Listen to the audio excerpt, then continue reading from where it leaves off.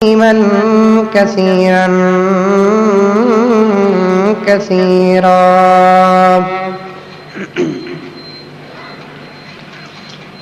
معزز سامعین کرام، بزرگان دین، نوجوانان ملت، میں نے قرآن مجید کی چند آیتیں اور نبی کریم صلی اللہ علیہ وسلم کی ایک بہترین حدیث تلاوت کی۔ انشاءاللہ تعالی اس کا ترجمہ آپ حضرات کے سامنے رکھوں گا۔ اس سے پہلے چند ضروری جو باتیں ہیں وہ آپ حضرات اگر غور سے سنیں گے تو انشاءاللہ تعالی آج کا مضمون بآسانی سمجھ میں آئے گا۔ یہ ہمارے عقیدے اور ہمارے ایمان میں بات داخل ہے کہ اللہ تبارک و تعالی نے کائنات کی ہر چیز کو بنایا ہے۔ کیسے بنایا ہے وہ وہی جانتا ہے۔ کسی چیز کے بنانے میں اللہ تبارک و تعالی کسی چیز کا محتاج نہیں ہے، اور اس نے جو چیز کو جیسے بنایا ہے وہ صحیح ہی ہے۔ کوئی اللہ تعالیٰ کو نہ آج تک کہا ہے، نہ اب کہہ سکتا ہے، نہ آئندہ کہے گا، چاہے وہ انبیاء میں سے ہو یا ملائکہ میں سے ہو یا رسولوں میں سے ہو یا اولیاء میں سے ہو۔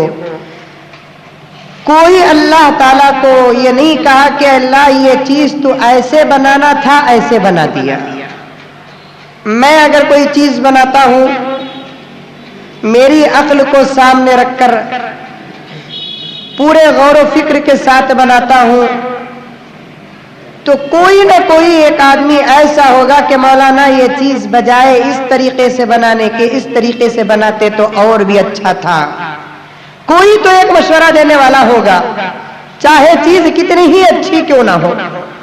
لیکن آج تک کوئی ماں کا لال ایسا پیدا نہیں ہوا کہ اللہ تعالیٰ کو یہ مشورہ دے کہ مولا یہ چیز اگر ایسا ہوتی تو بہت اچھا ہوتا۔ کوئی تاریخ میں نہیں ملے گی بات آپ کو۔ سورج مشرق سے طلوع ہوتا ہے اور مغرب میں غروب ہوتا ہے۔ جب سے اللہ تعالیٰ نے سورج کو بنایا، مشرق سے طلوع کر رہا ہے اور مغرب میں غروب کر رہا ہے۔ کوئی اللہ تعالیٰ کو یہ نہیں کہہ سکتا کہ کیوں مشرق سے طلوع کر رہا ہے، اگر مغرب سے طلوع ہوتا اور مشرق میں غروب ہوتا تو بہت اچھا ہوتا، کوئی نہیں کہہ سکتا۔ چاہے دنیا کی کوئی چیز، چاہے دنیا کا کوئی کام، چاہے دنیا کا کوئی آدمی، اللہ تعالیٰ نے جسے جیسا بنایا، جس حیثیت سے بنایا، وہ 100% صحیح۔ چلیے ہم انسانوں کی بات کریں۔ مجھے کالا بنایا، آپ کو گورا بنایا۔ کوئی یہ نہیں کہہ سکتا کہ مولانا آپ امام ہیں، آپ حافظ ہیں، آپ خطیب ہیں، آپ عالم ہیں، آپ گورے ہوتے تو اچھا تھا، ہمیں کالے رہتے بھی پرواہ نہیں۔ کوئی نہیں کہہ سکتا۔ اگر کوئی کالا پیدا ہو گیا، اس کے ماں باپ گورے ہیں، تو دنیا والے کہتے ہیں کہ اللہ تبارک و تعالیٰ کی بناوٹ ہے، اللہ کے بنانے پر کسی کا کوئی دخل نہیں ہے۔ اس کے ارادے میں، اس کی مشیت میں، اس کے چاہت میں کوئی دخل اندازی نہیں کر سکتا، اور وہ جو چیز بنانا چاہتا ہے اس کے بنانے پر کسی سے مشورہ بھی نہیں کرتا۔ آسمان کو بنایا اللہ تعالیٰ، کسی سے مشورہ نہیں کیا۔ زمین کو بنایا اللہ تعالیٰ، کسی سے مشورہ نہیں کیا۔ کائنات کے ذرے ذرے کو بنایا، کسی سے مشورہ نہیں کیا۔ کیونکہ مشورہ اسی سے کیا جاتا ہے، اور مشورہ وہی آدمی کرتا ہے جسے اپنے عقل پر بھروسہ نہیں ہوتا، اور اللہ تبارک و تعالیٰ ان تمام باتوں سے پاک ہے۔ اور جس سے مشورہ کرتے ہیں، اس کا مطلب یہ ہوتا ہے کہ مشورہ دینے والا ہمارے سے زیادہ عقل مند ہے، اور اللہ سے زیادہ بڑا کوئی ہے ہی نہیں ہے۔ اٹھے تو اللہ تعالیٰ نے اپنے بندوں کو ایک نعرہ سکھایا، سوتے ہیں تو ایک نعرہ سکھایا، نماز کو قائم کرو تو ایک نعرہ سکھایا، حج بیت اللہ کو جاؤ تو ایک نعرہ سکھایا، اور کہا کہ جہاں جاؤ گے، جو کرو گے، صرف میری بڑائی کا اعلان کرنا، اللہ اکبر کہنا، اللہ کی بڑائی کا اقرار کرنا، کیونکہ اس سے بڑی کوئی ذات ہے ہی نہیں دنیا کے اندر۔ ہمارے ابا سے بڑے، ہمارے دادا سے بڑے، عقل مند سے بڑا عقل مند، عالم سے بڑا عالم، फाजिल से बड़ा फाजिल, इंजीनियर से बड़ा इंजीनियर, लायर से बड़ा लायर, डॉक्टर से बड़ा डॉक्टर, सब एक दूसरे से बढ़पन में सबकत कर सकते हैं। सारी दुनिया का इस बात पर इत्तेफाक है कि अल्लाह से बड़ा कोई नहीं है। इसीलिए पैगंबर के सामने सहाबा बैठ कर एक दूसरे पैगंबरों की फजीलत बयान करते थे। वो पैगंबर ऐसे, वो पैगंबर ऐसे, वो पैगंबर ऐसे, किसी की तौहीन नहीं, सबकी तारीफ। और तमाम सहाबा का इस बात पर इत्तेफाक भी था कि मेरे आका जनाब मोहम्मद रसूलुल्लाह सल्लल्लाहु अलैहि वसल्लम से अफजल, आला व औला कोई जात नहीं है। अब पूरे सहाबा हुजूर की फजीलत बयान इस अंदाज से किए कि दूसरे नबियों के शान में कुछ फर्क आ रहा था। अब एक को बढ़ाएंगे तो एक उतरेगा ही। अब पूरे सहाबा मिलकर हुजूर की फजीलत इस अंदाज से बयान करना शुरू किए कि दूसरे सहाबा के शान में कुछ फर्क आया। हुजूर ने बर्दाश्त नहीं किया, मेरी भी इतनी तारीफ न करो जिसकी वजह से किसी दूसरे पैगंबर के शान में हर्फ आ जाए। याद रखो, अल्लाह तबारक व तआला ने कुरान में कह दिया, तिलकर रसूल फज़्ज़लना बअदहुम अला बअद मिनहुम मन कल्लम अल्लाह। अल्लाह ताला ने रसूलों को पैदा किया है, एक रसूल की फजीलत दूसरे रसूल से मिलती जुलती नहीं है। अल्लाह ने इब्राहीम को खलील बनाया, मूसा को कलीम बनाया, आदम को सफी बनाया, नूह को नजी बनाया, इस्माइल को ज़बी बनाया, ईसा को रूह बनाया, मुझे रसूल बनाया। सब रसूलों की तारीफ पूरे इकरार के साथ, पूरे दिल के साथ, पूरी मोहब्बत के साथ करो। तुम्हारी निगाहों के सामने मेरी फजीलत तो जरूर नजर आएगी, लेकिन मैं समझता हूं कि हशर के मैदान में हजरत मूसा को देखकर मुझे भी रश्क होने लगेगा। हुजूर फरमाते हैं, हशर के मैदान में मैं मूसा को देखकर रश्क करूंगा, क्योंकि हजरत इसराफील 2 मरतबा सूर फूंकते हैं। ये क़यामत के कायम होते वक्त जब उनका पहला सूर निकलेगा, वो अपनी आवाज निकालेंगे। उनकी इस भयानक आवाज को सुनकर कायनात की धज्जियां उड़ जाएंगी, पहाड़ रुई की तरह उड़ने लगेंगे, समंदर का पानी खुश्क हो जाएगा, जमीन और आसमान के बीच में लटकने वाले सितारे और सैयारे बेखुद होकर गिरने और फूटने लगेंगे। माएं जिनको पीरियड हो रहा था वो बंद हो जाएगा, जो माओ की जचगी होना था वक्त से पहले उनके बच्चे पैदा हो जाएंगे, और दूध पिलाने वाली मां अपने बच्चे को छाती से निकालकर फेंक देगी और भागने का रास्ता तलाश करेगी। ये पहले सूर का आलम होगा। जो जिंदे थे वो तमाम के तमाम हजरत इसराफील की सूर वाहिद से खत्म होकर रह जाएंगे। सिवाय खुदा की जात के कोई जात कायनात के अंदर बाकी नहीं रहेगी। अल्लाह तबारक व तआला इस वक्त मुर्दा कौमों को, मुर्दा मखलूक को, टूटी फूटी हुई बेजान चीजों को खिताब करके कहेंगे कि बताओ कौन फना हुआ और आज कौन बाकी है? कौन फना हुआ और आज कौन बाकी है? अल्लाह के सिवा कोई बाकी नहीं रहेगा। हज़रात मुफस्सिरीन फरमाते हैं, पहला सूर फूकेंगे, कायनात खत्म हो जाएगी, दूसरे सूर का इंतजार, हजरत इसराफील भी खत्म हो जाएंगे। अब अल्लाह ताला सबसे पहले हजरत इसराफील को रूह देंगे। अब हजरत इसराफील उठेंगे, दूसरा सूर फूका जाएगा। पहले सूर से लेकर दूसरे सूर तक के दरमियान में कितने साल का मसाफत? 1 घंटा, आधा घंटा नहीं, 70,000 साल मौत के घाट पड़े रहेंगे। न हमारी मैयतों को खाना देने वाला कोई होगा, न हमारे लाशों को कफन पहनाने वाला कोई होगा, न हमारी जनाजों को दफनाने वाला कोई होगा। 70,000 साल का अरसा गुजर जाएगा पहले सूर से लेकर दूसरे सूर तक के दरमियान का वक्त। सहाबा ने पूछा, या रसूल अल्लाह, क्या आप भी ऐसे आलम में रहेंगे? अल्लाह के रसूल ने फरमाया कि हाँ। या रसूल अल्लाह, क्या आपके चाहने वालों का भी यही हाल होगा? हाँ, यही हाल होगा। या रसूल अल्लाह, ये दुनिया की उम्र कितनी है? अल्लाह के रसूल सल्लल्लाहु अलैहि वसल्लम ने फरमाया, बस 6000 साल या उससे आगे पीछे। तो हज़रत सहाबा ने पूछा, या रसूल अल्लाह, 6000 साल की दुनिया खत्म होते होते पीढ़ियां गुजर गए, नस्ल दर नस्ल गुजर गए, 70,000 साल का अरसा कैसे गुजरेगा हम पर या रसूल अल्लाह? 70,000 साल का अरसा हम पर कैसे गुजरेगा या रसूल अल्लाह? صحابہ کے جذبات کو حضور سے زیادہ پہچاننے والا کوئی اور نہیں تھا. صحابہ کے عشق اور محبت کو حضور سے زیادہ پہچاننے والا کوئی نہیں تھا. تو حضور نے پہچانا یہ مرنے پر فکر نہیں کر رہے ہیں, دوبارہ اٹھ کر حساب و کتاب کے ختم ہونے کے بعد جنت کے داخلے کے بعد خدا کے دیدار کے مشتاق ہیں. صحابہ کو حضور نے فرمایا تم فکر کرنے کی ضرورت نہیں ہے, یہ 70,000 سال کی بے خودی کا زمانہ ایک مومن مسلمان پر ایسے گزر جائے گا جیسے عصر سے مغرب کا وقت گزر جاتا ہے.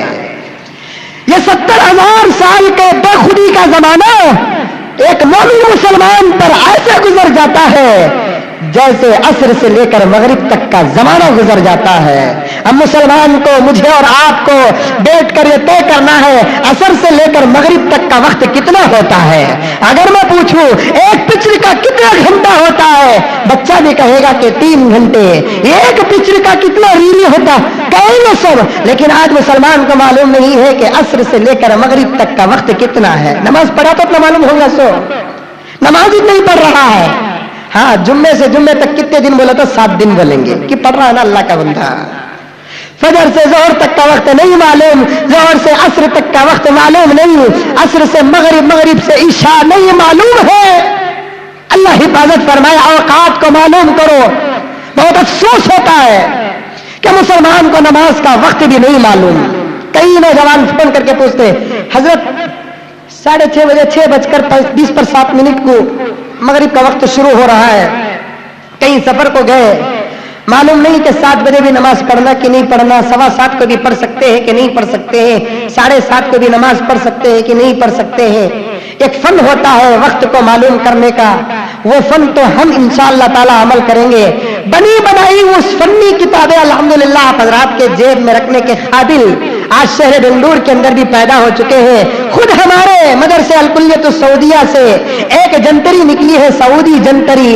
اس جنتری کے اندر سال بھر کے نمازوں کا وقت معلوم ہوتا ہے.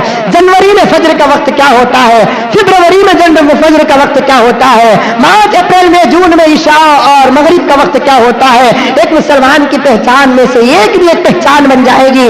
اس کے جیب میں جہاں موبائل کے لیے جگہ ہوگی, اس کے جیب میں جہاں نوٹوں کے لیے جگہ ہوگی, اس کے جیب میں جہاں اس کے کلیکشن کی چیٹیوں کی جگہ ہوگی, وہیں اس کے جیب میں نماز کے اوقات کی بھی جگہ ہوگی.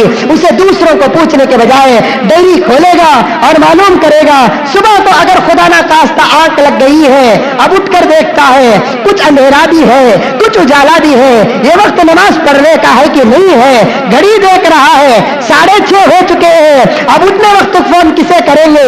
اس لیے اگر وہ وقت کو اٹھا کر معلوم کر لے گا تو پڑھنا جائز ہے یا ناجائز ہے معلوم ہو جائے گا. اس لیے 10 یا 15 روپے بہت سارے جگہوں میں ملتی ہے سعودی جنتری, اسے بھی آپ خرید سکتے ہیں. عرض کر رہا ہوں میں اوقات کو معلوم کرو, تو میرے حال عرض کر رہا تھا ایک مومن مسلمان پر یہ 70,000 سال کا عرصہ ایسے گزرے گا جیسے عصر سے لے کر مغرب کا وقت گزر جاتا ہے. 70,000 سال کے بعد دوسرا سور حضرت اسرافیل علیہ السلام پھونکیں گے تو دنیا کے شروع سے لے کر آخر تک اللہ تبارک و تعالیٰ جس چیز کو سب سے پہلے پیدا کیا اس چیز سے لے کر اور اس چیز تک جس چیز کو سب سے اخیر میں پیدا کیا, چاہے وہ درختوں میں سے ہو, چاہے وہ جانوروں میں سے ہو, چاہے وہ ہوا پانی میں سے ہو, چاہے انسانات اور جنات میں سے کیوں نہ ہو, ملائکہ انبیاء فرشتے کوئی بھی کیوں نہ ہو, سب کو اللہ تبارک و تعالیٰ پیدا کریں گے. اس وقت سب سے پہلے کون اٹھیں گے؟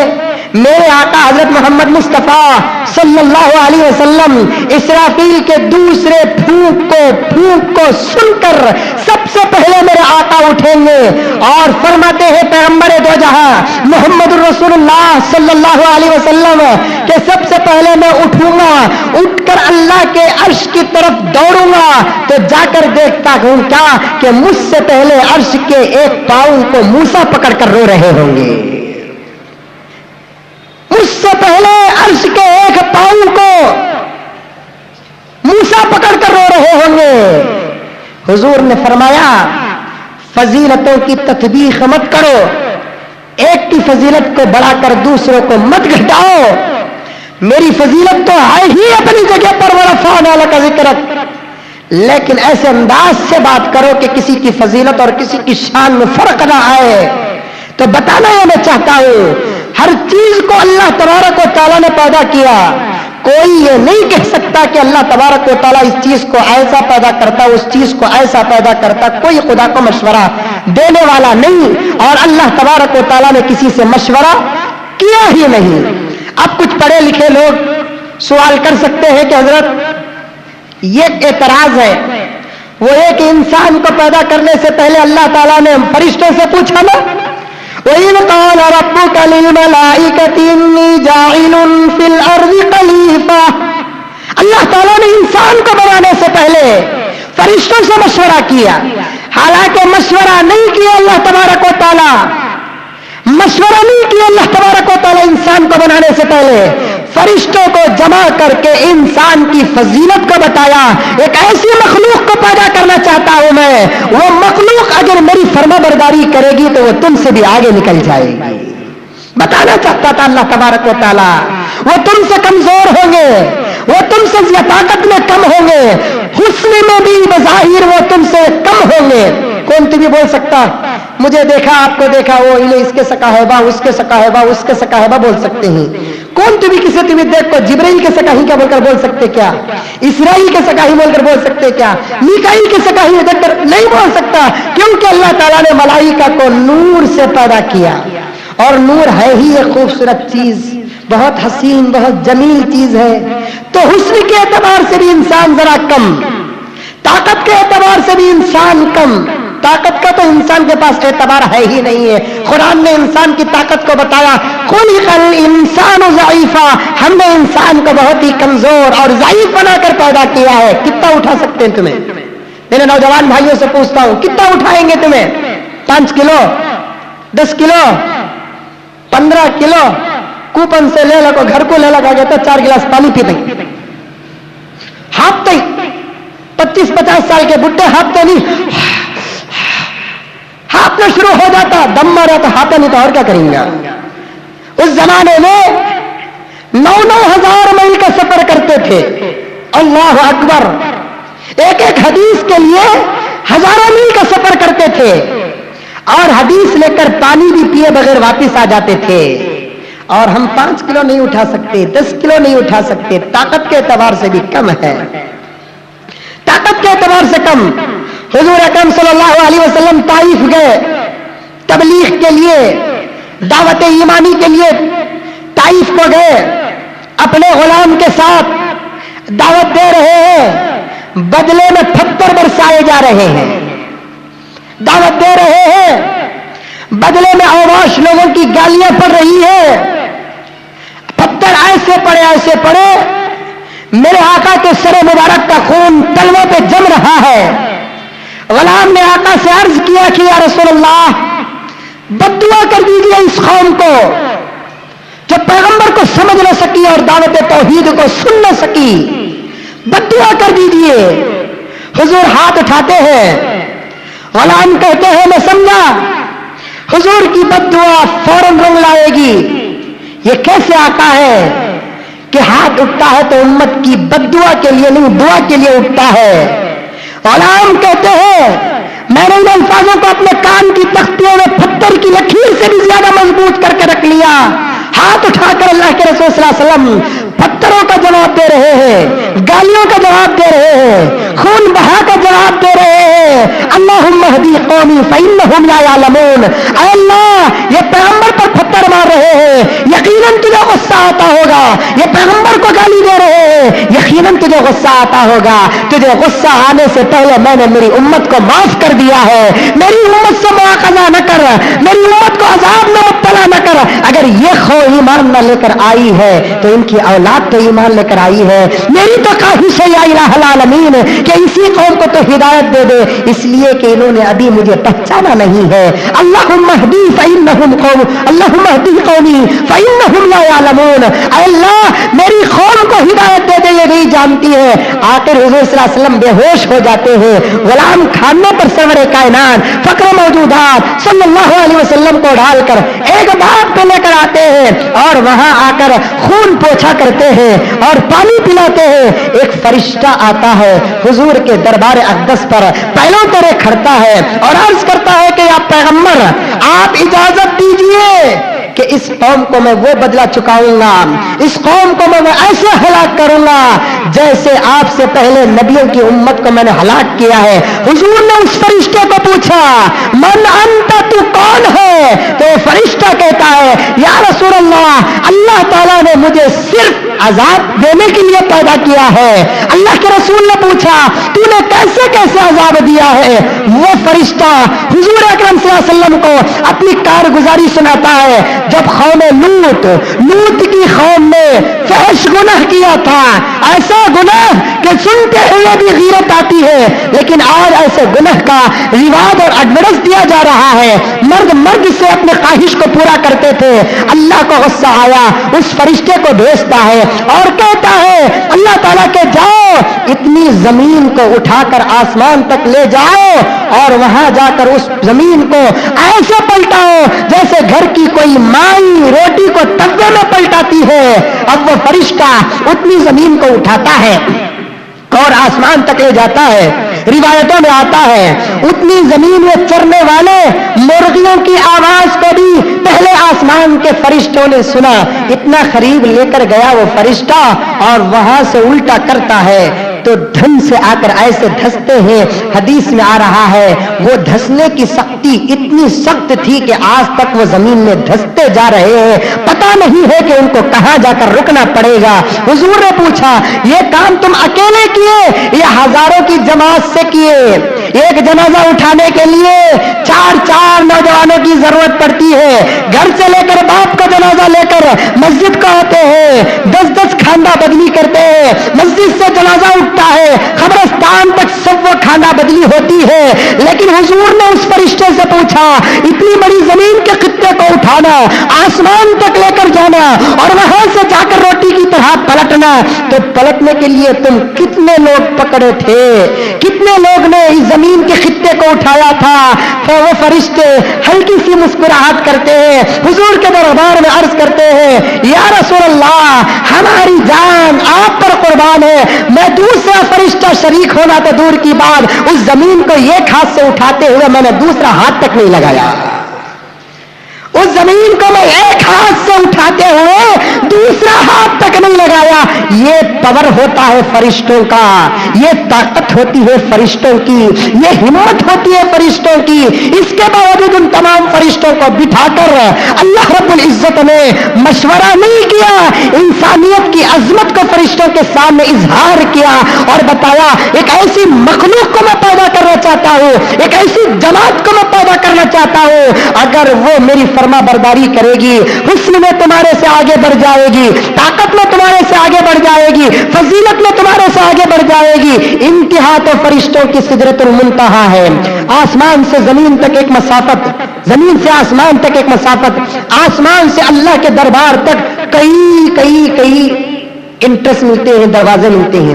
7 آسمان آپ نے سنا ہوگا, 7 آسمان سے لے کر عرش تک پہنچنے کے لیے کافی مسافت ہے جسے ماپنے کے لیے آج تک کوئی میٹر پیدا ہی نہیں ہوا. پھر عرش سے کرسی سے اللہ تبارک و تعالی, تو فرشتوں کی انتہا 7واں آسمان. خاص فرشتوں کی انتہا جو ہوتی ہے ایک مقام آتا ہے جسے سدرۃ المنتہا کہتے ہیں.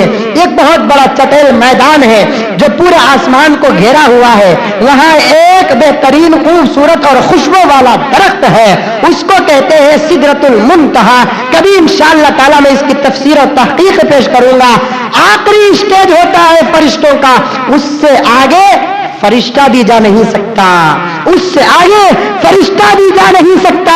تو اللہ تبارک و تعالیٰ نے پورے فرشتوں کو جمع کر کے انسانیت کی فضیلت کا اظہار کرتا ہے اور بتاتا ہے تمہاری انتہا تو سدرۃ المنتہا ہے, لیکن میرے بندے کی انتہا میں خود ہو جاتا ہوں. وہ تک پہنچ جاتا ہے بآسانی سے، ایسے تم جسموں سے پہنچتے ہو، میرا بندہ زمین میں کھڑ کر پکارتا ہے تو اس کی آواز مجھ تک پہنچ جاتی ہے۔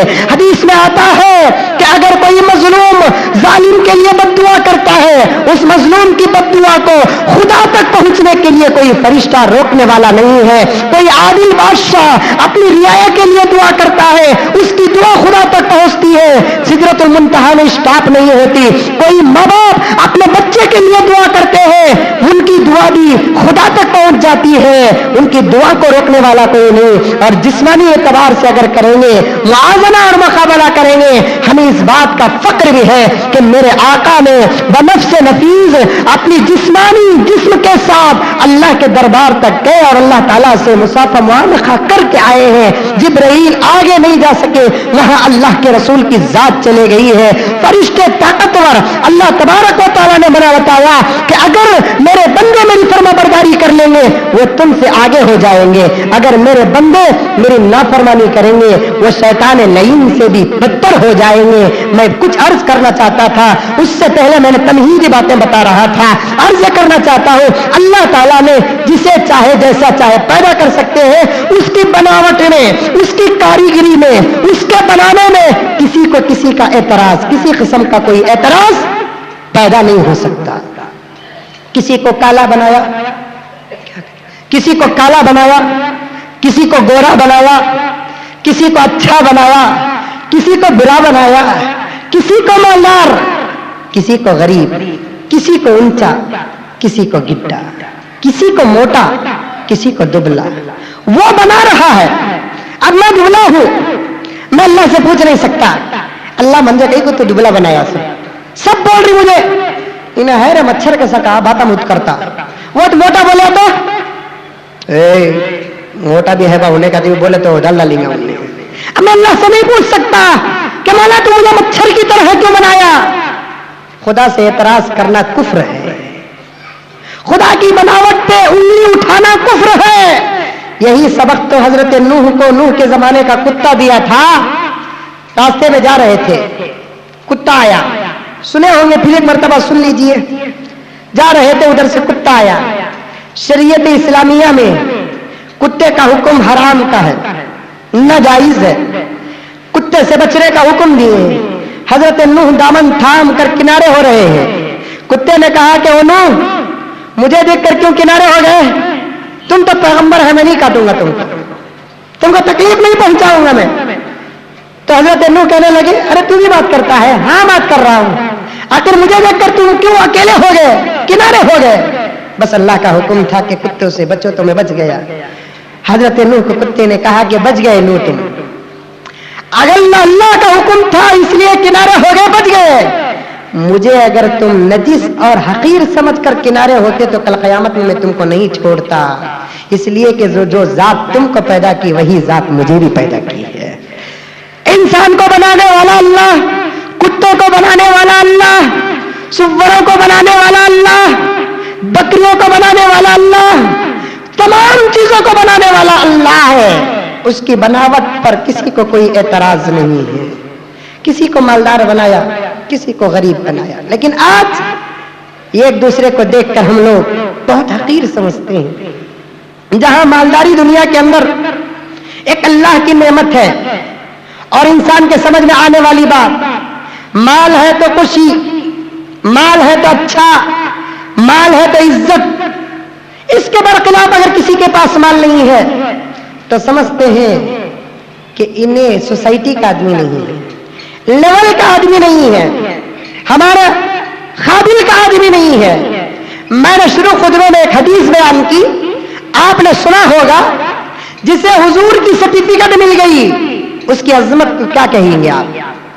جس جماعت کو، جس سوسائٹی کو، جس برادری کو حضور کی سرٹیفکیٹ مل گئی ہو، اس برادری کو کون مائی کا لال حقیر سمجھ سکتا ہے؟ کون مائی کا لال ڈی گریڈ سمجھ سکتا ہے؟ حضور نے فرمایا خیر هذه الامه فقراؤها، میری امت کے بہترین لوگ غریب لوگ ہوں گے۔ میرے امت کے غریب اچھے لوگ اور بہترین لوگ کون ہوں گے؟ غریب ہوں گے۔ غریبوں کا مرتبہ مالداروں کے مرتبہ سے بھی کئی درجے زیادہ ہے۔ गरीबों की शान मालदारों के मरतबे से भी इसी का ही शान है। दोस्तों, एक मिसाल देकर मैं आपसे पूछना चाहता हूं, आप मुझसे मोहब्बत करते हैं या मैं आपसे मोहब्बत करता हूं? अगर आप मुझसे मोहब्बत करते हैं, आपकी ख्वाहिश क्या कि मैं हमेशा मुजम्मिल साहब के साथ रहूं, है कि नहीं है? मुझे मुजम्मिल साहब के साथ खाने का मौका मिल जाए, मुझे मुजम्मिल साहब के साथ एक सफर का मौका मिल जाए, मुझे मुजम्मिल साहब के साथ दोस्ती हो जाए। और मुजम्मिल का हाल तो यह है कि होगा आका की निस्बत में इंसान तो दूर की बात, आका के साथ अगर किसी जानवर का भी रिश्ता हो जाए, उस जानवर को भी अल्लाह ताला जहन्नम नहीं भेजते। आका के जात के साथ किसी जानवर का रिश्ता लग जाए, वो जानवर को भी अल्लाह ताला जहन्नम में नहीं भेजते हैं।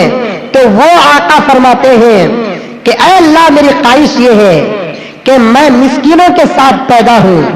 अल्लाह, मेरी ख्वाहिश ये है कि मैं मिस्कीनों के साथ मरूं। अल्लाह, मेरी ख्वाहिश ये है कि कल क़यामत में अगर तू मुझे उठाए तो मिस्कीनों के साथ मुझे उठा। देखा, ये नहीं फरमाया अल्लाह ताला अल्लाह मैं करोड़पति के साथ रहना चाहता हूं, अल्लाह मैं मालदारों के साथ रहना चाहता हूं, अल्लाह मैं मालदारों के साथ मरना चाहता हूं। अल्लाह कल क़यामत में तू मुझे उठाए तो मालदारों के ज़ुमरे में उठा, अमीरों के ज़ुमरे में उठा, हाकिमों के ज़ुमरे में उठा, करोड़पतियों के ज़ुमरे में उठा, तो पर सूरमाओं के ज़ुमरे में उठा। अल्लाह ताला ने ये नहीं कहा, बल्कि अल्लाह तबारक व तआला ने ये कहा कि ऐ इलाहुल आलमीन, मुझे तो कल क़यामत में उठाएगा तो गरीबों के ज़ुमरे में उठा। तो जरा सोच कर देखो कि गरीबों का क्या मकाम होगा। अगर कोई गरीब है, अपनी गुर्बत पर अफसोस करने की जरूरत नहीं है, बल्कि उसे फक्र करना चाहिए कि कल क़यामत में मैं उठूंगा तो पैगंबर के साथ उठूंगा। उससे बढ़ती और क्या फजीलत हो सकती है? हुजूर के साथ उठना मामूली बात। हजरत कारी हनीफ साहब मुल्तानी रहमतुल्लाह अलैह अपने एक कैसेट में बड़ा खूबसूरत सा वाकया बयान किया। हजरत आयशा और हजरत आती फातिमा दोनों बैठकर एक मर्तबा अपनी फजीलत की बात कर रहे थे। हजरत फातिमा ने हजरत आयशा से पूछा, अम्मी जरा बताओ तुम्हारा मर्तबा ज्यादा है या मेरा मर्तबा ज्यादा है? बड़ी अच्छी बात है। अम्मी जान जरा बताओ तुम्हारा मर्तबा ज्यादा है कि मेरा मर्तबा ज्यादा है? अम्मी जान मां होती है, और वो भी जिसे आयशा जैसी मां मिल जाए तो उसका मकाम क्या होगा। जिसे आयशा जैसी मां मिल जाए, उस बेटी के फक्र का आलम क्या होगा। बेटी ने मां से पूछा, अम्मी बताओ कि तुम्हारा मर्तबा ज्यादा है कि मेरा मर्तबा ज्यादा है?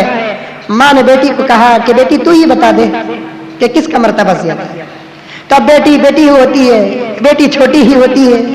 फातिमा सय्यदतुन निसा है, अपनी मोहब्बत भरी अक्ल को सामने रखकर कहा कि अम्मी तुम्हारे से मेरा मर्तबा ज्यादा है। वो कैसे? इसलिए कि तुम्हारा अब्बा पैगंबर नहीं, मेरे अब्बा पैगंबर है। तुम्हारा अब्बा पैगंबर नहीं, मेरे अब्बा पैगंबर है। फातिमा के अब्बा का नाम सरवरे कायनात सल्लल्लाहु अलैहि वसल्लम, आयशा के अब्बा का नाम सैयदना हजरत अबू बकर सिद्दीक। करोड़ों अबू बकर मिलाए, सारी दुनिया के इंसानों को अबू बकर जैसा अल्लाह ताला बनाए, लेकिन वो सारी दुनिया के अबू बकर मिलकर भी एक पैगंबर का मुकाबला कर नहीं सकते। इसलिए हजरत फातिमा को अंदर से खुशी हुई और हजरत आयशा अम्मी जान से अर्ज किया, अम्मी जान मेरा मर्तबा ज्यादा है, इसलिए कि मेरे अब्बा पैगंबर है, तुम्हारे अब्बा पैगंबर नहीं है। आयशा थी, फकीहुल उम्मत थी। उम्मत पर हजरत आयशा का जितना एहसान है, वहदहू ला शरीक की कसम, उतना एहसान किसी और का नहीं है। आज उस आयशा रूप की हमारी बहनों को कहां कहां सजा दिया जाता है, फातिमा रूप की हमारी बहनों को कहां कहां सजा दिया जाता है। अरे इस आयशा रूप की बहन को, मां को इज्जत करने वाला कोई माइका लाल है इस भरी दुनिया के अंदर? फातिमा जैसी रूप वाली बहन को इज्जत करने वाला कोई आज पैदा हुआ है, जो उनकी इज्जतों की हिफाजत करके और उनकी इज्जतों की हिफाजत करके उनकी खिदमत करने के लिए अपने सर को और कमर को झुका दे। आज खिदमत भी करता है मेरा भाई, आज गरीबों से मोहब्बत भी करता है मेरा भाई, आज कोई दीन का काम समझ कर भी करता है। तो मेरे दोस्तों, कुछ न कुछ उसका फायदा जरूर होता है। या तो सियासी फायदा तो सामने होता है, सियासी फायदा ना सही तो फिर उसकी दौलत का फायदा तो होता है, दौलत का फायदा ना सही तो फिर इज्जत का फायदा होता है। मैं कुरान दे देता हूं ऐसे सूरमाओं के हाथ में और कुरान पे हाथ रखकर वहदहू ला शरीक की कसम खा कर कह दे, सियासत का फायदा नहीं है, दौलत का फायदा नहीं है, इज्जत का फायदा नहीं है। तुम्हारी कसम को मैं जरूर कबूल करूंगा उस वक्त जबकि तुम ये भी कह दे, जब तुमको ऐसे कामों से सियासत का फायदा नहीं है, ऐसे कामों से दौलत का फायदा नहीं है, ऐसे कामों से तुम्हारी इज्जत का फायदा नहीं है, तो फिर सीना मार के मुजम्मिल कहता है हमारी बहनों को इज्तिमाई शादियों के नाम पर कुमार स्वामी के सामने पेश करने वाला क्या मुसलमान है?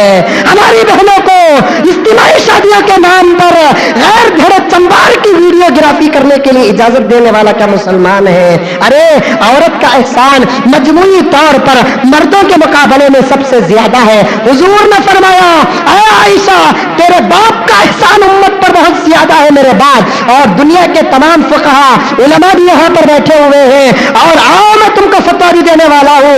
उम्मत पर सारे सहाबा में सबसे ज्यादा अगर किसी का एहसान है तो वो अम्मी जान हजरत आयशा रजी अल्लाह ताला अन्हा का एहसान है। अरे सहाबा को बिस्तर के मसले मालूम नहीं थे, आयशा की चौकट पर आते और मसला पूछते थे। गुस्ल का मसला मालूम नहीं होता था, आयशा की चौकट पर आते मसला पूछते थे। मनी और हैज का मसला नहीं मालूम होता था, आयशा की चौकट पर आते और मसला पूछते। किसी ने आकर अर्ज किया, अम्मी जान मेरे शौहर मेरे साथ गुस्ल करना चाहते हैं और जबरदस्ती करना चाहते हैं, मुझे मेरे शौहर के साथ गुस्ल करने के लिए शर्म आती है। कान खोल कर सुनो, कान फोड़ कर सुनो, अपने वजूद को सामने रखकर सुनो। मुज़म्मिल बगैर सफे की कभी बात नहीं करता और किसी को अटैक भी नहीं करता। ईमान और इस्लाम की गीरतों को सामने रखना चाहता हो, मुसलमानों की ज़मीर को सामने रखना चाहता हो, मुसलमानों की खिदमत को सामने रखना चाहता हो। हजरत आयशा के एहसान को अगर पढ़ता दुनिया का कोई सूरमा इज्तिमाई शादियों के नाम पर औरतों की इज्जतों का मजाक न उड़ाता। आओ मेरी गिरबान की पट्टी पकड़ो, आओ मेरी जुबान को तराश दो। अगर कुरान और हदीस के खिलाफ में मुज़म्मिल बात करे, मिंबर रसूल के सामने खड़े होकर, हुजूर भी शादियां किए थे लेकिन इज्तिमाई शादी हुजूर ने कभी नहीं की थी। हुजूर के पास भी शादियों के दरखास्तें आते थे, हुजूर के पास भी चंदे के दरखास्तें आते थे, हुजूर के पास भी मरीज आते थे। हुजूर अकरम सल्लल्लाहु अलैहि वसल्लम ने कभी ऐसा इंतजाम नहीं किया। खिदमत करो, अल्लाह ताला तुम्हारे खिदमत को कबूल करे, लेकिन तरीका भी तो होता है, सलीका भी तो होता है। और यह सलीका मैं चाहे वो कोई यमन हो, काउंसलर हो या एमपी हो या कोई वक्त का करोड़पति हो, ऐसे मशवरे तुमको तुम्हारे अतराफ रहने वाले चमचों से नहीं मिलेंगे, दाढ़ी बनाने वाले मुंडों से नहीं मिलेंगे, रोबदारी और गुंडागर्दी करने वालों से नहीं मिलेंगे। कुरान और हदीस के मसले खुदा वहदहू ला शरीक की कसम खाकर कहता हूं, मस्जिद के मिंबर और मेहराब पर खड़े होकर खिताबत और इमामत के फराइज अंजाम देने वाले कुरान खोलकर तुम्हारी आखिरत भी संवारेंगे और तुम्हारी दुनिया भी संवारेंगे। सुनते जाओ, दिल थाम के सुनते जाओ। आज मुझे शर्म नहीं आती लेकिन कौम की एक 18 साल की बच्ची को शर्म आ रही है। सबूत को सामने रखकर नौजवानों चलो सब मिलकर अंसूर के तालाब में डूब कर मर जाएंगे, हुस्कोता के तालाब में डूब कर मर जाएंगे। ये पूरे बंगलूर के कपन पार्क और लाल बाग के दरख्तों पर सूली लगाकर सब फांसी लेकर मर जाएंगे। ऐसी जिंदगी से हमारी मौत बेहतर है। 18 साल की इसी मोहल्ले की एक लड़की ने हमारे चेहरे पर, पुष्प के चेहरे पर पड़ने वाले जूते से भी बदतर जूता मारा है। वो सबूत भी मेरे पास है। गीरत को सामने रखकर सुनो। इज्तिमाई शादियों का जब नाम आया है, यकीनन उसका कहना 100% सही है। क्या गरीब हो तो क्या उसकी अच्छी बात को ठोकर मार देंगे? गरीब हो तो क्या उसके कागज को फाड़ देंगे? गरीब है तो क्या उसे दूर हटाकर बात करेंगे? हमारे आका ने यही सबक दिया, काफिर से भी अच्छी बात अगर मिलती है तो जरूर कबूल कर लिया जाए। लेकिन ये तो मुसलमान है। एक 18 साल की बच्ची इसी मोहल्ले के अंदर एक गरीब घराने के अंदर पल रही है।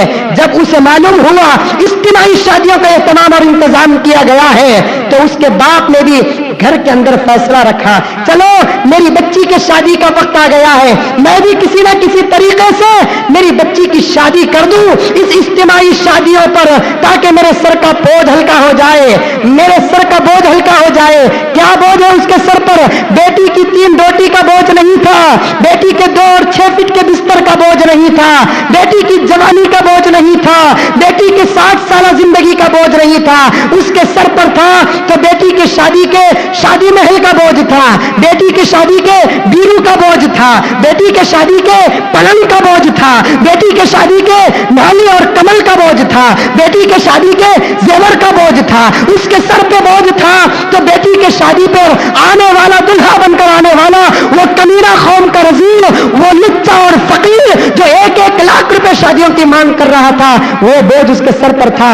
جب اعلان لگا، دعائیں دیتے ہوئے گھر کے اندر مشورہ کیا، چلو میری بیٹی کا مسئلہ حل ہو جائے گا، لیکن ایسی باغیرت عورتیں بھی آج دنیا کے اندر حیات ہے، ایسی باضمیر عورتیں بھی آج دنیا کے اندر زندہ ہے۔ اللہ تعالیٰ ان کی جوانی سے جوانوں کے مسئلے حل کر دے، اللہ تعالیٰ ان کی جوانی سے جوانوں کی دعاؤں کو قبول کرے۔ ارے زمین تو کہو ذرا زور سے، اللہ تعالیٰ اس کی ایک وقت کی سانس کو امت کے لیے حیات جاوید بخشے۔ وہ 18 سال کی لڑکی اپنے ابا کے سامنے آ کر کہتی ہے، ابا تمہاری طاقت ہے تو تم شادی کر کے دو، اگر طاقت نہیں ہے تو مجھے جینے کا اختیار دو، اگر مجھے جینے کا بھی اختیار اگر آپ دینا نہیں چاہتے، آپ بے فکر رہو۔ ایک وائٹ پیپر پر بوڑھی ان پڑھ چھکری نہیں ہے، PUC سیکنڈ ایئر پڑھی ہوئی چھکری ہے، کہتی ہے اگر آپ اپنے کمائی سے میری شادی کرنا چاہتے ہیں تو شوق سے کرو، اگر آپ کے پاس پیسہ نہیں ہے تو مجھے جینے کا اختیار دو، اگر جینے کا بھی اختیار نہیں دیتے ایک پیپر پہ میں دستخط ڈال دوں گی، میں میری موت کی ذمہ دار ہوں، کوئی فرد میری موت کا ذمہ دار نہیں ہے، لیکن ہاتھ جو کر کہتی ہوں کہ میری دلہنی کو کسی غیر کے سامنے پیش نہ کرو، میرے عارض پن کو کسی غیر کے سامنے پیش نہ کرو۔ اب اس کا جواب کون دینے والا ہے اللہ کے دربار میں؟ ہے کوئی وہ رستم، ہے کوئی وہ سورما جو مجبوری کی وجہ سے اسٹیجوں پر آ جاتی ہے؟ کیا ہے مجبوری ان کی؟ غربت، غربت۔ ایسی خدمت کی نہ خدا کو ضرورت ہے نہ خدا کے رسول کو ضرورت ہے۔ خدمت کسے کہتے ہیں معلوم؟ سنو، آپ 15 منٹ زیادہ بھی ہو جائے ڈونٹ کیئر، سنو خدمت کسے کہتے ہیں؟ ممبر، سیکریٹری، صدر، کونسلر، MLA، MP، ادارے کا بڑا، سنو کون سے خدمت کسے کہتے ہیں؟ کہاں سیکھیں گے وہ لگا؟ پیپر میں پڑھے تو وقت بس نہیں آتا، نہ کتابیں پڑھیں گے، قرآن پڑھیں گے، حدیث پڑھیں گے۔ سنو خدمت کسے کہتے ہیں؟ سبق لو حضرت ابوبکر صدیق سے، خدمت اسے کہتے ہیں کہ عزت بھی بچ جائے، غریب کا مسئلہ بھی حل ہو جائے، اسے بولتے خدمت۔ نہیں مولانا تمہیں بولنے سے غلط، دوسرے مولوی صاحبوں سے بھی تعریف نہیں نا، ان کی کیا مجبوری ہے اللہ بہتر جانتا ہے، اور مزمل کسی کے ہاتھوں گرفتار نہیں ہے، مزمل کسی مجبوری میں مبتلا نہیں ہے، صرف ایک مجبوری ہے مزمل کی کہ وہ زبان کا کھلا آدمی ہے۔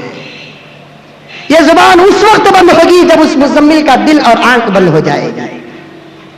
اللہ تعالیٰ وہ وقت کب رکھا ہے اللہ بہتر جانتا ہے۔ خدمت کسے کہتے ہیں؟ سنو، عزت بھی بچ جائے، غریب کا بیڑا بھی پار ہو جائے۔ حضرت ابوبکر حضور کے بعد خلیفہ ہوئے، 2 سال تک خلافت کیے۔ ابوبکر کے انتقال کے بعد عمر فاروق خلیفہ ہوئے۔ عمر فاروق نے حضرت علی کو بلایا اور بلا کر پوچھا، علی میں حکومت کی کرسی میں بیٹھ گیا ہوں، اب میں حکومت کیسے کروں؟ حضرت علی نے مشورہ دیا، اے عمر تم سے پہلے تم سے بہتر 2 شخصیتیں گزری ہیں، ان کی زندگی کو دیکھ کر حکومت کرو، تمہاری حکومت کامیاب ہو جائے گی۔ حضرت علی بھی بہت ہوشیار، جواب کتنا شارٹ اینڈ سویٹ، تم سے پہلے اور تم سے بہتر 2 بہتر لوگ گزرے ہیں، ان کی زندگی کو سامنے رکھ کر حکومت کرو، تمہارا بیڑا پار ہو جائے گا۔ اب تلاش کر رہے ہیں، حضور کی طرح تو کون کر سکتا ہے، لیکن ابو بکر کی طرح کر رہے ہیں۔ اب معلوم کر رہے ہیں کہ صبح کو اٹھتے تو ابو بکر کہاں جاتے تھے، کیا کرتے تھے، کیا کرتے تھے، کیا کھاتے تھے، کیا پیتے تھے، کیسا مسئلہ حل کرتے تھے. ایسے ہی چلتے چلتے ایک جگہ پر پتہ چلا روزانہ 2 ٹائم 2 وقت حضرت ابو بکر یہاں سے سیدھے جاتے، پہاڑ چڑھتے اور اترتے، پھر واپس آتے، پتہ نہیں کہ جاتے کہاں اور آتے کہاں. اب حضرت عمر فاروق کو ڈر ہو گیا، کوئی خاص کام سے تو اتنا اللہ کا بندہ جاتا ہوگا، پہاڑ چڑھنا اترنا، وہ بھی پہاڑوں کا تو کیا اوٹی ہے، وہ پہاڑا اللہ اکبر چڑھتے اترتے، وہ بھی روزانہ کتنے ٹائم؟ 2 ٹائم. تو گئے عمر ذرا سامنے گئے تو چرواہا ملا، پوچھے کہ یہاں ابو بکر آتے تھے؟ ہاں ہاں ابو بکر آتے تھے. کہاں جاتے تھے؟ وہ پہاڑ کے پیچھے جاتے تھے، ایک پہاڑ پار کرے اور ایک پہاڑ. پھر وہاں جا کر دیکھتے کیا ہے کہ ایک بوڑھا آدمی بہت ہی کمزور پڑا ہوا بستر پر کسی کا انتظار کر رہا ہے.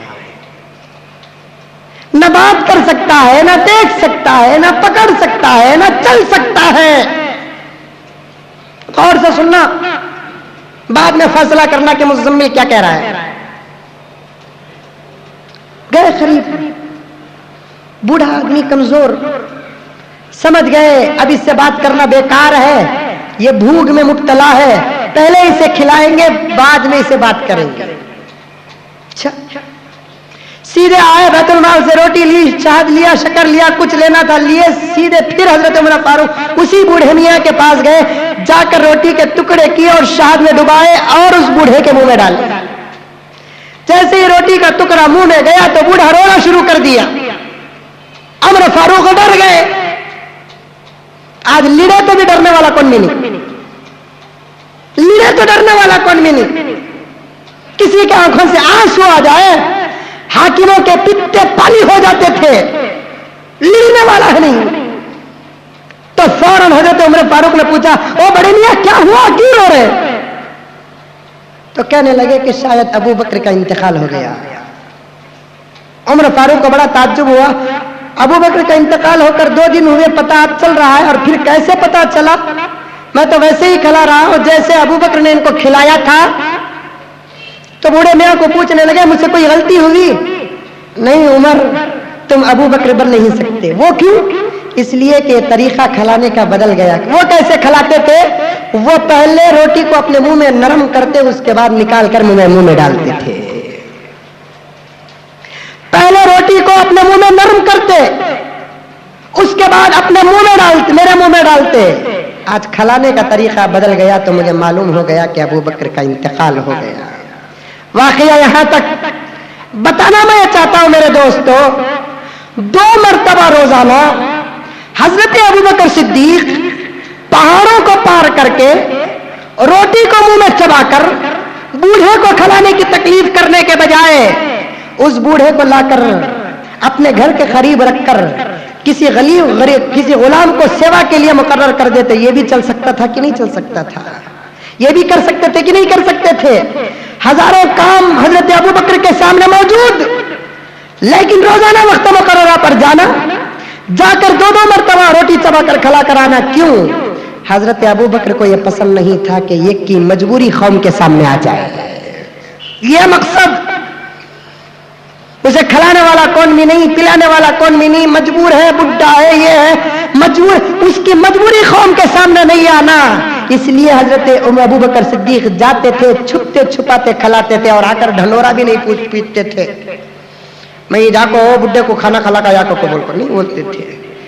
2 سال کا عرصہ گزر گیا، مدینے کے کسی فرشتے کو پتہ نہیں چلا کہ پہاڑ کے پاس جانے والا یہ مرد مجاہد کیوں اور کیا کرنے کے لیے جا رہا ہے. خدمت اسے کہتے ہیں میرے بھائی، خدمت اس کو کہا جاتا ہے.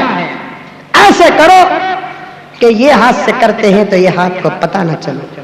حضرت داؤد طائی تذکرۃ الاولیاء میں لکھا ہوا ہے، داؤد طائی کو جب حدیث پہنچی کسی غریب کو دینا چاہتے ہو تو ایسا دو کہ تمہارے دائیں ہاتھ کا عمل بائیں ہاتھ کو پتہ نہ چلے.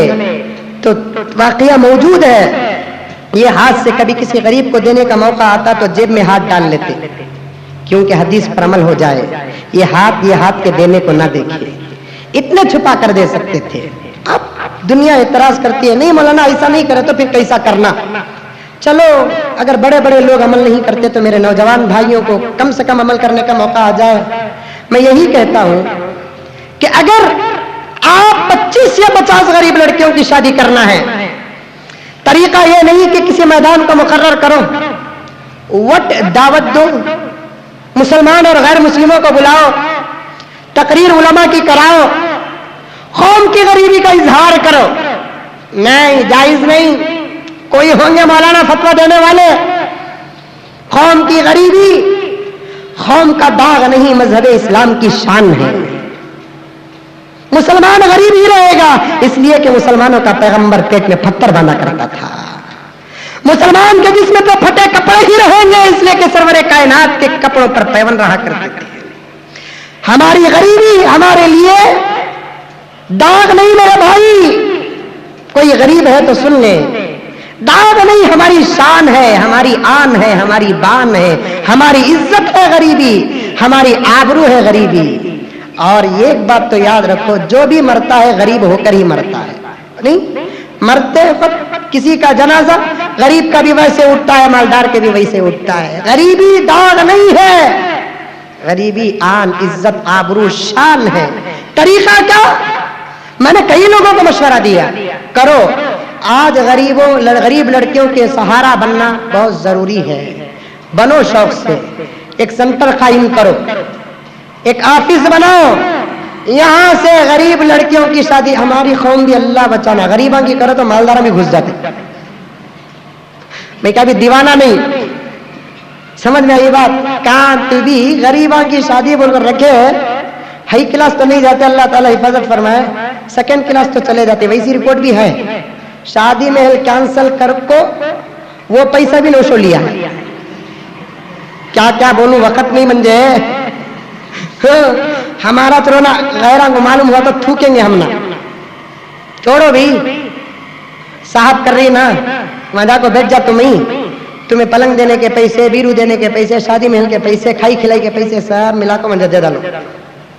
میں بزنس کر لیتا، نہیں تو اب تک حجامت کر لیتا تھا. بزنس کر لیتا کہتے ہیں پیسے لے لے کو. اللہ حفاظت فرمائے. ایسی زندگیاں نہیں چلتی اور ایسے جوڑوں سے کوئی وقت کا ولی بھی پیدا نہیں ہوتا اور مرد مجاہد بھی پیدا نہیں ہوتا. رسول اللہ کی شریعت کو سامنے رکھ کر شادیاں کرو. تم تو بہادر نہ بنے، تمہارا خون تو انشاءاللہ تعالی بہادر بنے گا. خام کو بہادروں کی سخت ضرورت ہے اور حرام کھانے والا مجاہد کبھی بن نہیں سکتا. حرام کھانے والا کبھی قوم کا رہبر، شہید اور مجاہد بن نہیں سکتا. حلال کی طاقت اور اس کے وٹامن اللہ کی طرف سے نازل ہوتے ہیں.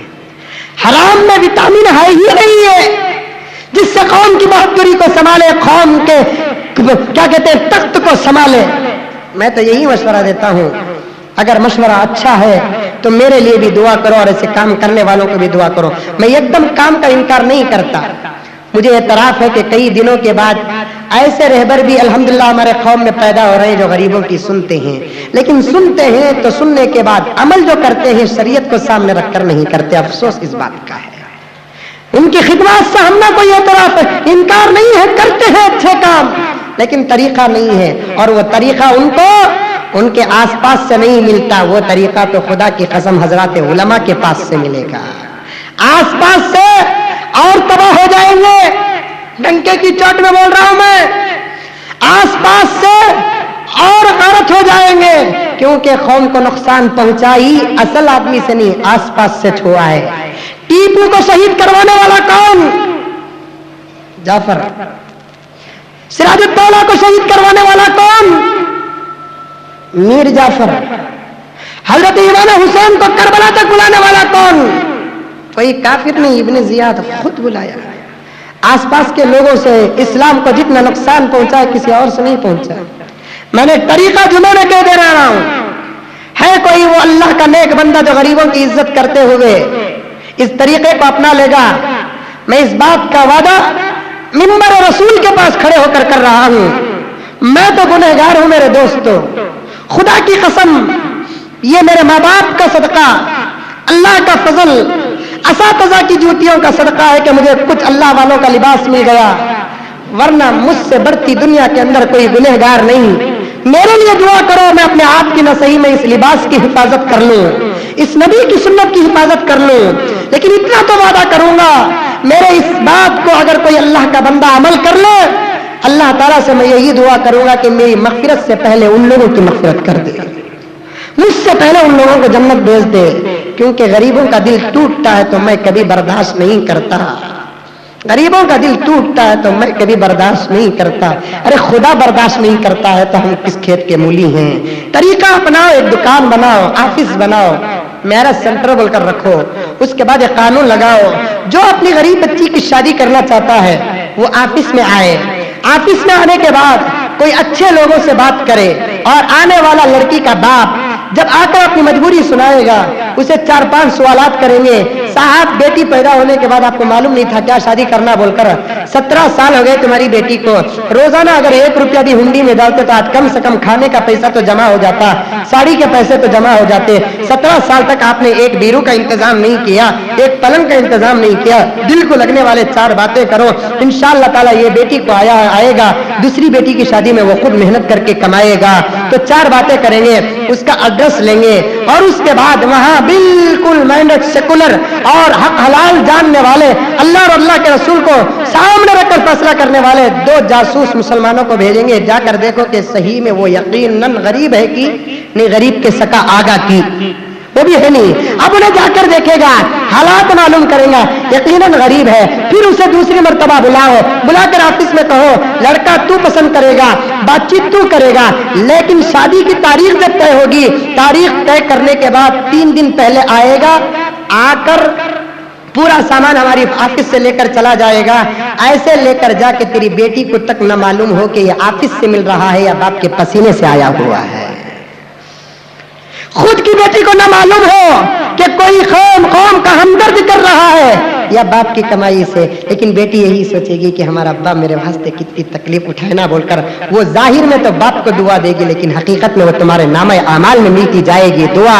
ایسی اگر کریں گے یقیناً قوم کی عزت بھی بچ جائے گی، غربت کا اظہار بھی نہیں ہوگا، اور اسٹیجوں کا خرچہ بھی ختم ہو جائے گا، اور عیدگاہ اور مسجدوں کے اندر ہونے والی ویڈیوگرافی اور دھجیوں کا جو ماحول ہوتا ہے وہ بھی ختم ہو جائے گا، اور غیر مسلموں کے سامنے ہماری بہن دلہنی لباس میں جب آتی ہے یقیناً میرے پیٹ میں تو درد ہوتا ہے، میں اگر کہوں تو بالکل بجا ہوگا، بات تو سخت کہہ رہا ہوں، ذرا وہ منظر بھی میں دیکھنے کی بڑی خواہش ہے، جب تمہاری بیٹی کی شادی ہوگی، ایسے سرماؤں سے میں کہنا چاہتا ہوں جب تمہاری بیٹیوں کی شادی ہوگی، یہی کمار سوامی کو بلانا، یہی دیوے گوڑا کو بلانا، یہی پرمود مطالب کو بلانا، اپنی اپنی پارٹی کے بڑے بڑے ورکروں کو بلا کر اپنی بیٹی کا منگل سوتر بھی اس کے ہاتھ سے دلوانا، بیٹی کا جواب سن کر بعد میں اخبار میں اپنی تصویر ڈالنا، اور اس وقت مزمل کی آج کی اس تاریخ کو یاد کر لینا کہ مزمل سچ کہا تھا کہ غلط کہا تھا، بیٹی کسی کی بھی ہو لیکن کلمہ لا الہ الا اللہ کی نسبت سے ہر قوم کی بیٹی مزمل کی بیٹی ہے،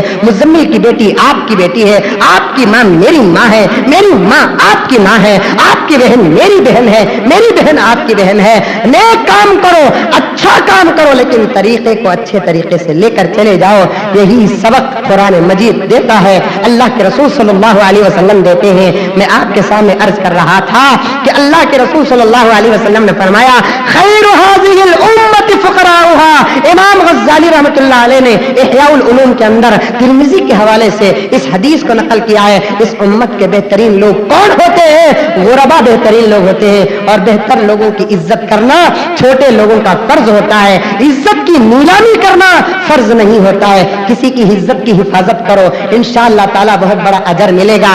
حضرت حاتم اسم رحمۃ اللہ علیہ ایک بہت بڑے فقیہ اور بزرگ گزرے ہیں، حضرات علماء جانتے ہیں، ان کو تو سنے آتا تھا، لیکن ایک واقعے کی وجہ سے وہ جان بوجھ کر سننا چھوڑ دیے۔ ایک مرتبہ ایک مسئلہ پوچھنے کے لیے ایک عورت آئی، آ کر بات کر رہی تھی، اچانک اس کا وضو ٹوٹ گیا اور کیا کہتے ہیں ہوا خارج ہو گئی، آواز نکل گئی، وہ عورت بہت شرمندہ ہو گئی کہ اتنے بڑے بزرگ کے سامنے میری عزت چلے گئی۔ اب بزرگ نے دیکھا وہ عورت شرمندہ ہو رہی ہے، اب وہ بات کر رہی ہے تو بزرگ نے کہا کیا بولے؟ ذرا زور سے بولو, مجھے سنو نہیں آ رہا ہے. جان بوجھ کر بوڑے بنے. عورت کو یقین ہو گیا میری ہوا کی آواز حضرت کو سنے نہیں آئی, اس کے بعد سے پوری زندگی وہ بوڑے بن کر زندگی گزارے, یہاں تک کہ وہ عورت کا انتقال ہو گیا. کئی دنوں کے بعد حضرت حاتم اسم رحمۃ اللہ علیہ کا انتقال ہو گیا. کسی نے خواب میں دیکھا اور پوچھا کہ حاتم اسم, تم بڑے تہجد گزار تھے, تم بڑے ولی کامل تھے, تم بڑا اچھا قرآن پڑھتے تھے, ہزاروں مسئلوں کا جواب دیا کرتے تھے, اور کئی حج تم نے کیا تھا, بتاؤ اللہ تعالیٰ نے کس عبادت کے صدقے میں تمہاری مغفرت کی تھی؟ اللہ تعالیٰ کو بندے نے جواب دیا. حضرت حاتم اسم نے فرمایا میری عبادتوں کو اٹھا کر اللہ تعالیٰ نے ایک طرف رکھا اور میری زندگی کی وہ عورت کے واقعے کو اٹھا کر رکھا اور کہا کہ حاتم دنیا میں تم نے میرے یہ غریب عورت کی عزت کی حفاظت کی تھی, آج میں تمہارے گناہوں کو پردہ ڈال کر جنت کا فیصلہ سناتا ہوں. یہ ایک عورت کی عزت کی حفاظت کرنے پر یہ اجر ہے تو پورے ڈویژن کی غریب لڑکیوں کی عزت کی حفاظت کرنے کا کیا اجر ہوگا. اللہ تعالیٰ سے میری یہی دعا ہے کہ مولا میرے یہ باتیں صرف میری زبان یوز ہوئی ہے, یہ باتیں تو نے اپنے کرم سے میرے دماغ میں ڈالا ہے. یہ مزمل کی خاص لائبریری نہیں ہے, مزمل کی عقل نہیں ہے, مزمل کی بساط اور طاقت نہیں ہے, تو ڈالا تھا قرآن اور حدیث کے حوالے سے, میں نے زبان سے ٹیپ ریکارڈ کی طرح کیسٹ کی طرح ادا کر دیا. تیرے دربار میں دعا کرتا ہوں کہ میرے ان اچھے باتوں کو جو قرآن اور حدیث کے حوالے سے میرے قوم کے رہبروں کے کان تک پہنچا دے. کان سے سننے والے ہمارے قوم کی غریبی کی حفاظت کرنے کی توفیق عطا فرمائے, عزت کی حفاظت کرنے کی توفیق عطا فرمائے, سمجھ کی توفیق عطا فرمائے. آخر میں حضرت معمول ہماری مسجد کے چندے کے متعلق الحمدللہ حضرات تو بہت دل کھول کر دیتے ہیں, ایک ایک پیسے کا اجر میں دکھانا نہیں چاہتا, خدا کی قسم کھا کر کہتا ہوں کہ میں درمیان میں بھی جب بھی دعا کرتا ہوں تو یقیناً آپ کے دینے کا وقت جب سامنے آتا ہے تو میں دعا کرتا ہوں. بہت سارا کام باقی ہے, بہت سارے لوگ, گرمی کا سیزن آ رہا ہے, باہر بہت بڑا مجمع بیٹھ جاتا ہے, ہم فین کے نیچے بیٹھے اور ہمارے بھائی روڈ میں بیٹھے, یہ ہم کو خود اچھا نہیں لگتا.